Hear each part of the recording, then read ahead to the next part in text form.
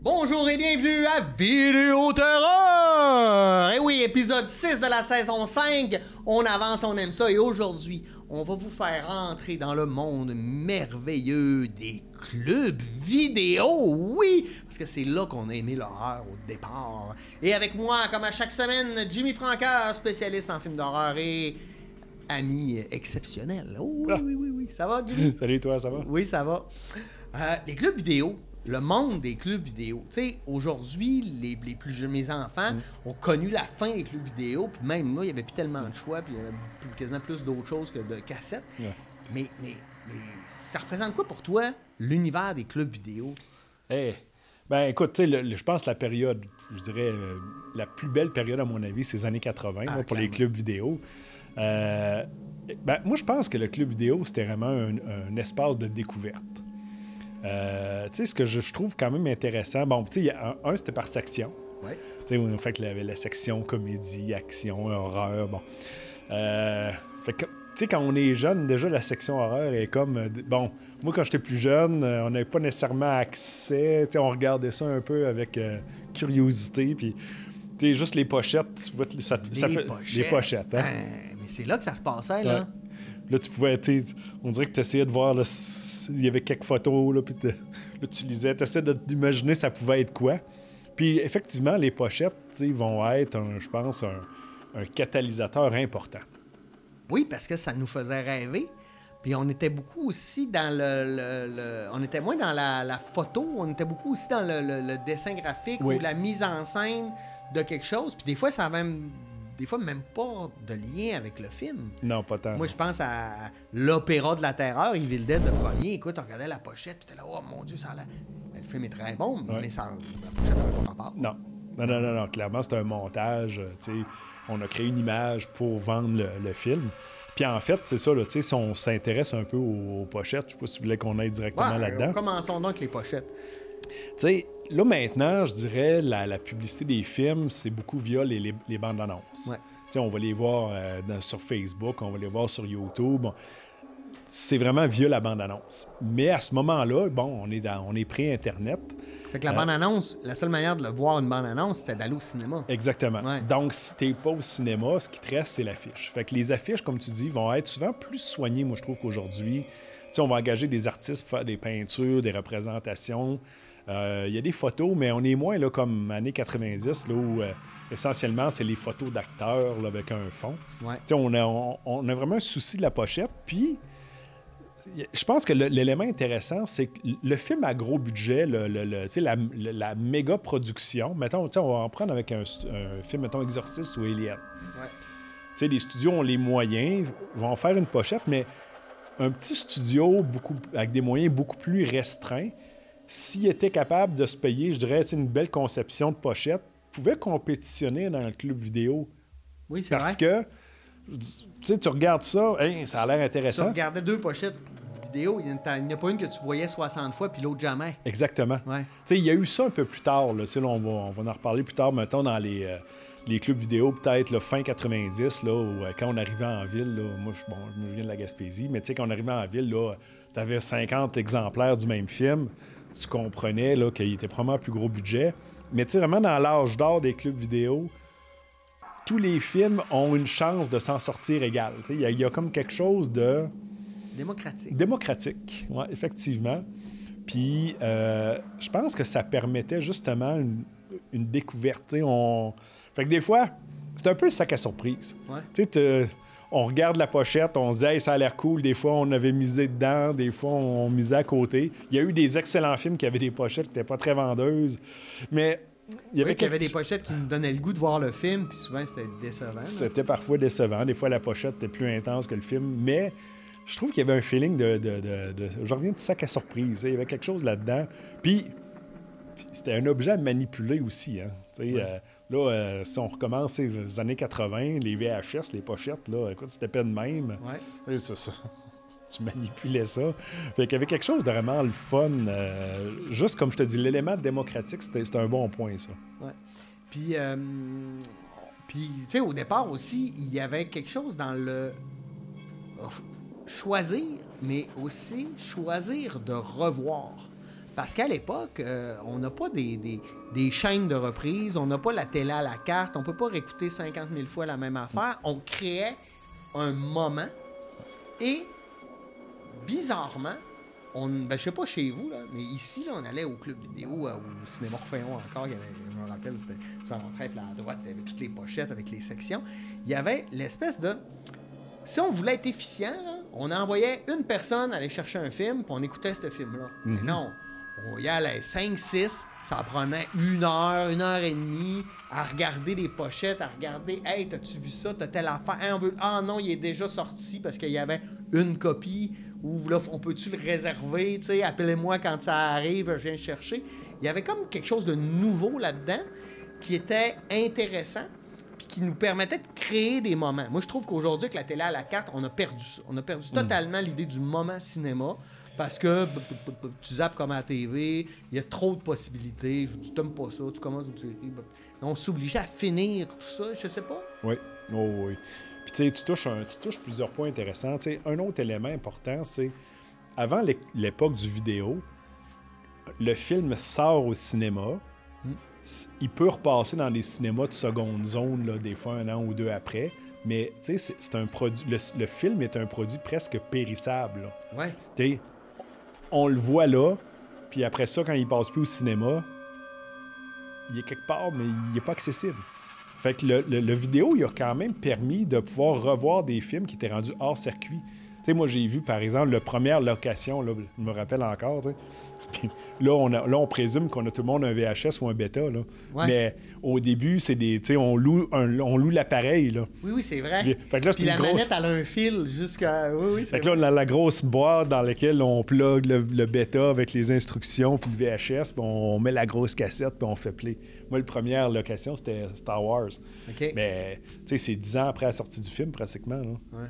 Mais il passait plus Star Wars au cinéma. Fait que c'était la seule façon de revoir des films, des classiques, ou de voir d'autres choses que du cinéma qui sortait là ou à la télé.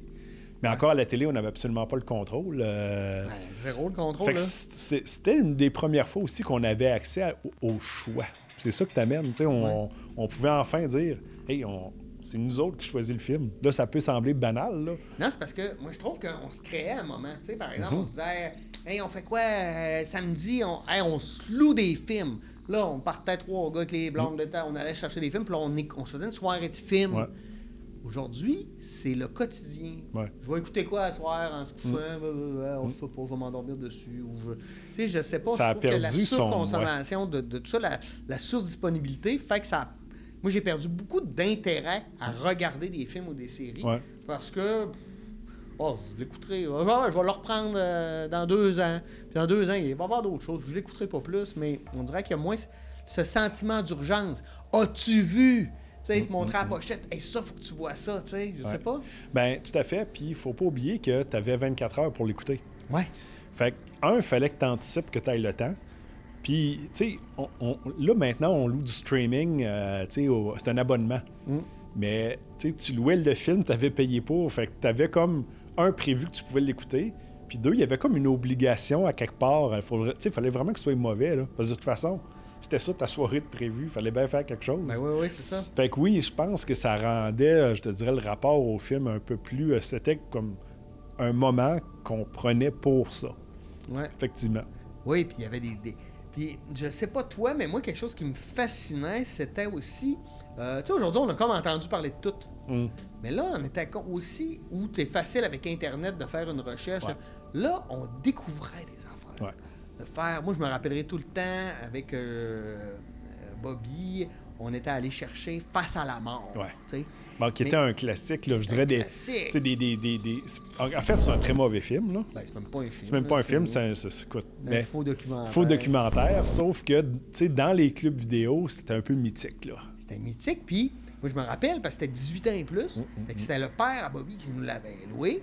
Puis en plus, ça commençait avec... je m'en rappellerai tout le temps parce que je pense que c'est la première fois que j'étais confronté à de la pornographie. Mais au début, il y avait un trailer d'un film de porn, je ne sais pas trop quoi. Puis là, ben, c'est ça, là, on était des petits gars. Fait qu'on était un peu bien énervés. Puis après ça, tu rentrais dans cet univers-là. Mais là, écoute, on sortait traumatisés. On l'arrêtait, on se parlait, puis on écoutait ça dans le noir avec des chandelles. Wow! Là. Ah, c'était un événement. Puis, tu sais, il y a plein de choses aussi au niveau des clubs vidéo. C'était aussi un endroit social. Parce que, bon, Oui. souvent, les gens qui travaillaient là, ils écoutaient beaucoup de films. Fait que, hey, tu sais, t'as-tu une suggestion? Fait qu'il y avait aussi une espèce d'échange aussi. Il y avait Avec des... les gens sur place. Mhm. Ça devenait un lieu où on se rencontrait.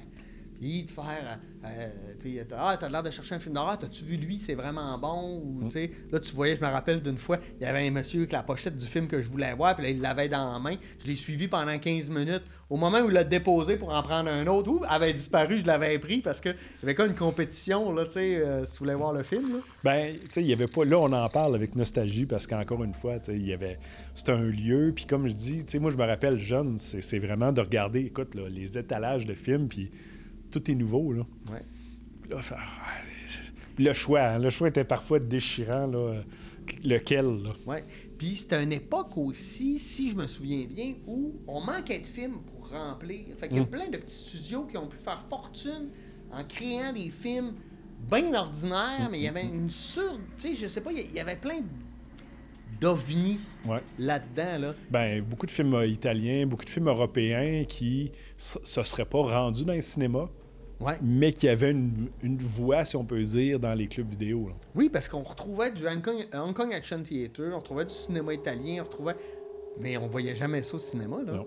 C'est parce qu'on avait accès à ça via les clubs vidéo. Tout à fait. Puis il y avait toujours des...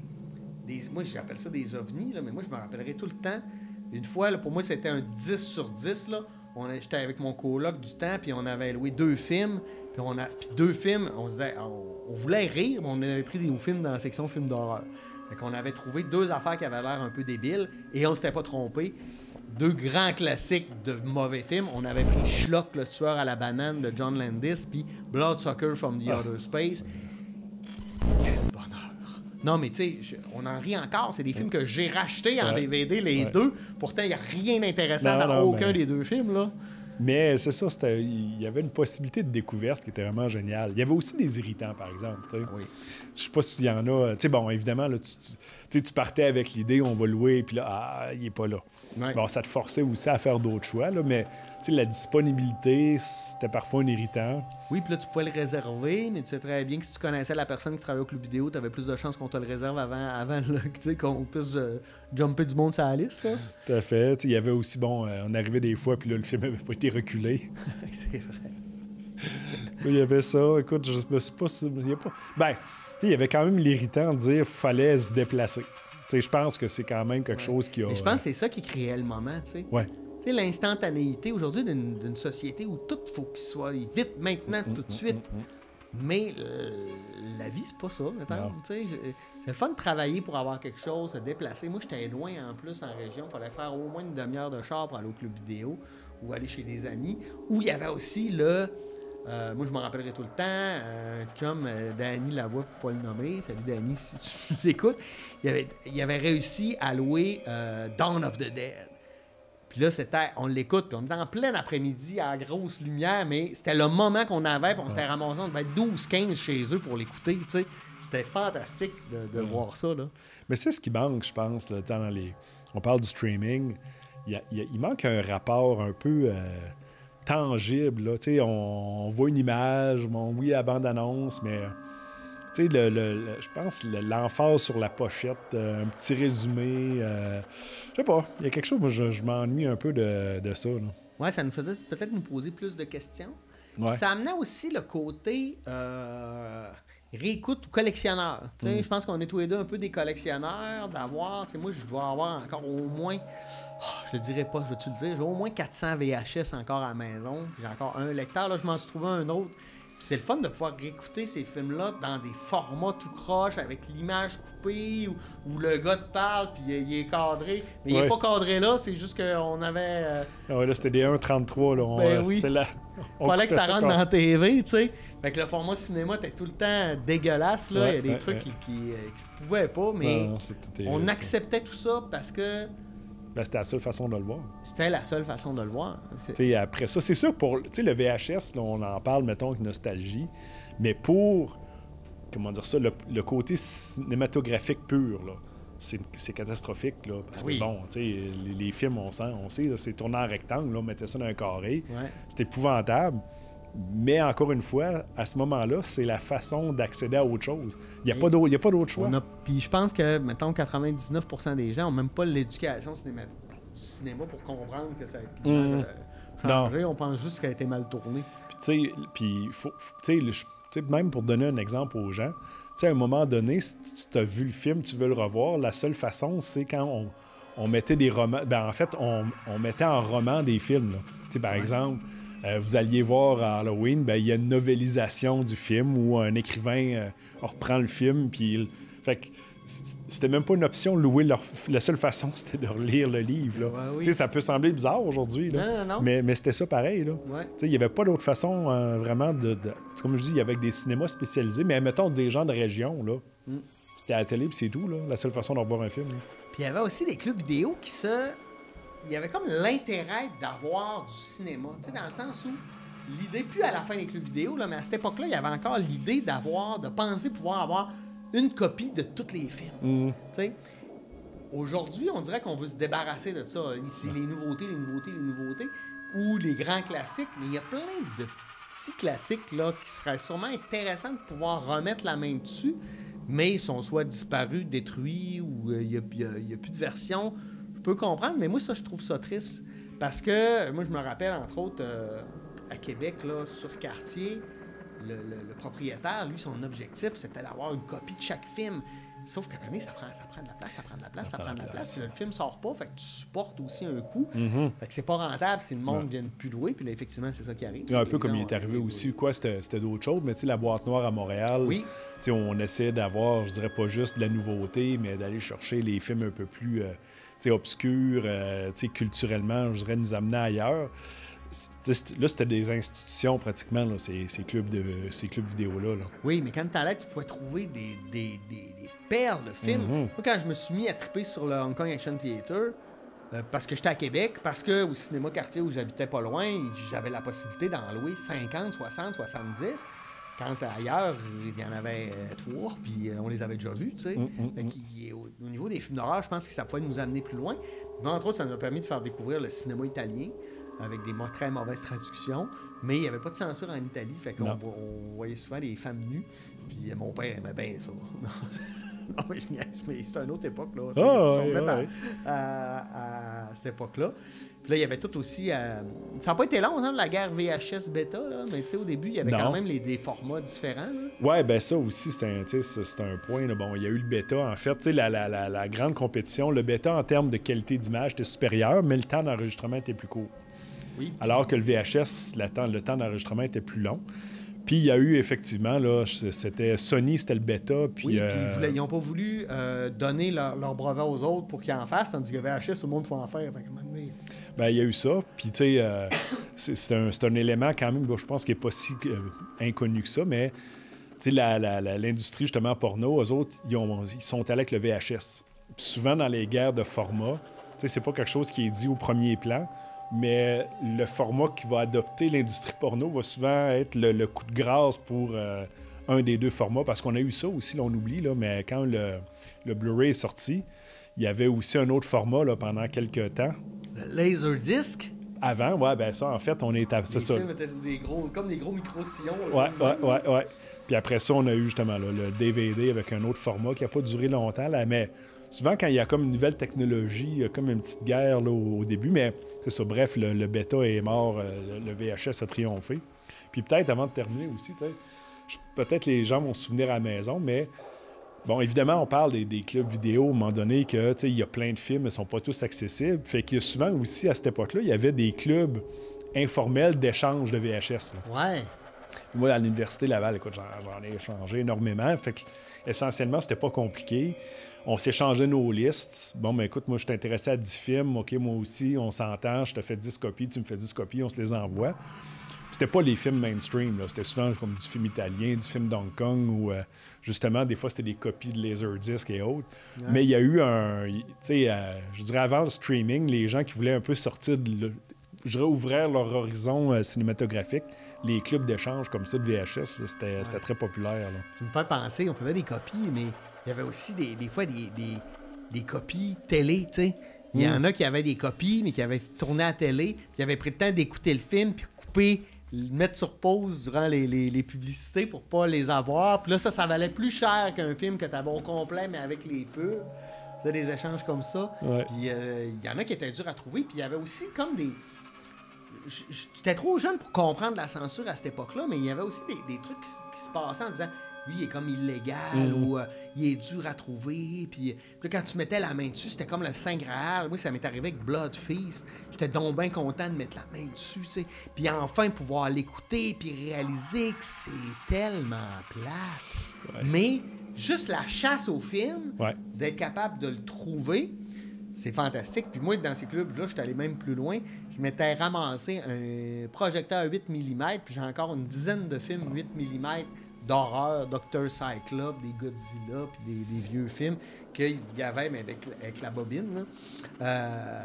Non, c'est vrai qu'on était capable, là, dans les marchés aux puces aussi, souvent, tu étais capable de parler aux gars, puis il y avait tout le temps de quoi en dessous de la table, là, des copies privées ou pirates de trucs qu'on n'est pas capable. Mais, tu sais, c'est quelque chose quand même, je pense que ça a beaucoup marqué là, l'imaginaire. Ben, des gens qui étaient là dans les années 80, là, je pense, qui aiment le cinéma. Ouais. C'était une place mythique. Puis il y a de quoi de drôle, parce que moi, j'ai comme commencé à écouter des films d'horreur avec ma fille, qui est plus jeune, puis qui a un intérêt pour ça. Fait que là, on commence smooth avec les films de la Universal, par exemple. Puis je les ai en VHS. Fait que là, je les écoute pas tous les semaines. Fait que je sors mes copies VHS. Puis là, juste le principe de dire, mets-le au début, ça sera pas long. Je le recule, tu sais. Puis là, c'est de comprendre, c'est comme une cassette. Tu sais, c'est comme une cassette, faut...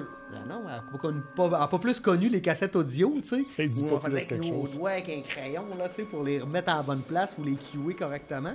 Fait que ça aussi, c'est un élément, puis c'est extrêmement fragile, là. Moi, j'ai encore une copie de The Killer, là, que je me rappelle, qui a fondu sur le bord qui avait été laissé proche d'un calorifère, puis qui a tout fondu. Ou dans l'auto. Au soleil. Non, mais ça aussi, c'était très fragile, hein, lumière, chaleur. Ouais, puis VHS, à chaque fois qu'on l'écoute, il perdait un peu de qualité, là. Fait que la copie du club vidéo qui avait roulé 500 fois... Ouais, des fois, là, tu sais, il fallait... Elle commençait à... Comment on appelait ça, tu sais, quand on... Il y avait comme les barres, là, puis on ajustait quelque chose. Le tracking. Le tracking, hein, pour essayer de remettre ça à la bonne... Ouais, puis quand on est passé du VHS au DVD... Là, pour les fans de films, c'était la chasse au Easter egg, à quelque part. Là. On allait dans un club, puis là, il y avait des ventes, puis là, ils faisaient des ventes, mais les autres, ils voulaient se débarrasser. Mais là, c'était qui allait. Ouais.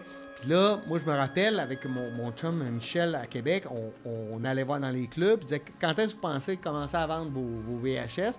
Je disais, ben, c'est pas là. Puis là, on leur faisait des listes. Moi, là, quand tu vas les vendre, là, je te les achète toutes. Fait que là, ils nous les vendaient en premier pour... chez les autres, ils étaient déjà vendus, plutôt que de les libérer des bins à une pièce. C'est bon, ça me fait penser. Écoute, moi, quand j'étais jeune en Gaspésie, je promets, écoute, il y a sûrement d'autres fans de films d'horreur, mais clairement, on se côtoie pas. Ouais. Puis, il faut se comprendre aussi que les clubs vidéo, en ce moment-là, reçoivent à chaque mois là, comme des gros rouleaux de posters. Oui. Fait que souvent, j'allais voir à chaque mois dans les clubs vidéo dans le coin, puis là, je disais, écoute, tel poster, quand t'as fini, je le ramasse. Puis là, je réservais. Écoute, j'ai encore là, des rouleaux de posters de films d'horreur des années 80-90. Je faisais la tournée des clubs pour les avoir. Fait que souvent, comme j'étais jeune, ils te les donnaient. Là. Ouais. Ben oui. De toute façon, les autres... C'était de la promo, là. C'était de la promo, fait qu'il faut qu'ils s'en débarrassent pareil. Mais c'est vrai qu'il y avait comme cette esthétique de poster-là, tu sais, de rentrer aussi... On a encore un peu ça dans les cinémas, mais maintenant, moi, je suis déçu. Ben, déçu, là. Pas une grosse déception, là. Je me remettrai pas ma vie en question. Non. Mais là, à cette heure, au cinéma, c'est même plus des posters, c'est des écrans qui vont faire rouler un poster après l'autre. Non, je veux prendre le temps de le regarder, le poster, tu sais, de regarder les détails, les affaires, les crédits, tout ça. Ouais, puis, tu sais, le cinéma, c'est une esthétique. Aujourd'hui, tu sais, c'est clean, là, tu sais, c'est propre, c'est... La vidéo, c'était un peu... Les posters, des fois, étaient tout croche. Il manquait la semaine prochaine. C'était un petit peu plus croche. Là. Oui, puis là, il y avait des clubs... Il faut se rappeler qu'il y avait des clubs vidéo un peu partout. Tu allais dans un dépanneur, dans un fin fond de village. Là, puis il y avait tout le temps une espèce de club vidéo où il n'y avait pas grand-chose. Mais dans le pas grand-chose, il y avait tout le temps une affaire que tu savais pas c'était quoi, puis tu avais le goût de louer. Je me rappelle, là, tu prenais une carte, là, ça prenait... une carte de crédit, mais j'avais pas ça. Moi, j'étais un enfant. Il fallait le temps que ma mère vienne pour dire il veut voir tel film. Puis là, faire un compte, puis c'était long, c'était tout à la main. Mais tu sais, c'était la seule façon, tu parles des dépanneurs, mais c'était la seule façon que le divertissement se rendait autrement que par la télé. Ben oui. Puis la télé, je veux dire, c'était quand même limité. Là. Même si tu avais super écran, c'était chanceux. Là. Ouais. Je veux dire, il ne s'est pas dit que ce que tu avais le goût d'écouter, il passait. Là. Ah non. Ben non, puis même super écran, on va dire. Souvent, c'était pas pour les nostalgiques, là, c'était souvent des nouveautés. Oh, ouais, clairement. Tandis que le club vidéo, il y avait tout ce... Je pense qu'à la fin, on était plus dans les nouveautés, mais tu sais, au départ, il y avait un grand trip de nostalgie, parce qu'il faut pas oublier qu'à un moment donné, ils se sont mis à faire des rééditions de grands classiques, qu'on a pu avoir accès à films de la Hammer, aux films de Universal, dans ce cas, nomme-les, là, mais à des films qu'on n'avait même pas vus, mais on a entendu pendant des années, tu sais... me rappelle, moi, ma mère était tellement contente de louer Autant n'emporte le vent, tu sais. Elle l'avait vu quand elle était petite, tu sais, puis bon... Mais c'était la seule façon à part à la télé de l'écouter. Ben oui, absolument. Puis surtout, l'horreur, c'était pas quelque chose... Déjà, ça passait pas à TV. Ben, c'est ça, en partant. Mettons, si t'étais chanceux dans les années 80, t'aimais les westerns, l'après-midi, de temps en temps, il en passait un, c'était bien correct, là. Mais l'horreur, t'avais dans le temps de l'Halloween. Puis après ça, tu croisais les doigts, là. Ouais. Fait que c'était le club vidéo, c'était la Mecque, là. C'était le Saint Graal, là, c'est là que tu le trouvais, là. Ouais, c'est clair.